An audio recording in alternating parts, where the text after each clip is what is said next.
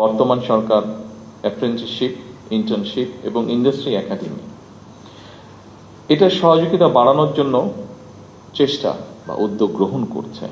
প্রাথমিকভাবে বিভাগীয় শহরগুলোতে অবস্থিত বিশ্ববিদ্যালয়ের সঙ্গে স্থানীয় শিক্ষা ও ব্যবসা প্রতিষ্ঠানের সম্পর্ক স্থাপন করার এই কার্যক্রম শুরু করার উদ্যোগ সরকার নিচ্ছে, যার ফলে আমরা মনে করি শিক্ষার্থীগণ পুঁথিগত বিদ্যা অর্জনের পাশাপাশি হাতে কলমে শিক্ষা লাভ করে শিক্ষার্থী অবস্থাতেই কর্মদক্ষতা অর্জন করতে সক্ষম হবেন।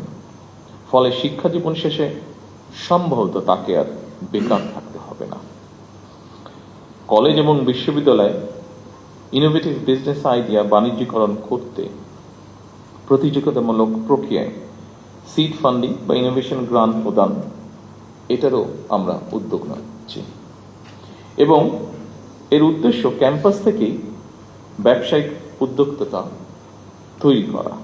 ফলে এই উদ্যোক্তারা নতুন এবং সৃজনশীল ব্যবসায়িক ধারণা বাস্তবায়ন করে দেশের অর্থনীতিতে নিশ্চয়ই অবদান রাখতে সক্ষম হবে।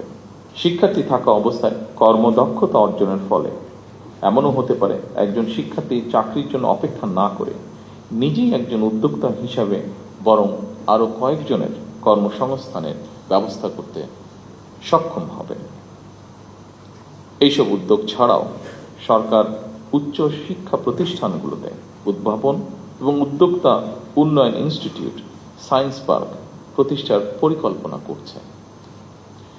দেশি বিদেশি প্রতিষ্ঠানের সাথে অংশীদারিত্বের ভিত্তিতে বিশ্ববিদ্যালয়গুলোতে বিজ্ঞান মেলা, innovation fair, product sourcing fair সহ এ ধরনের শিক্ষা ও দক্ষতা বিষয়ক আয়োজনকে উৎসাহিত করার পরিকল্পনা আমরা নিয়েছি।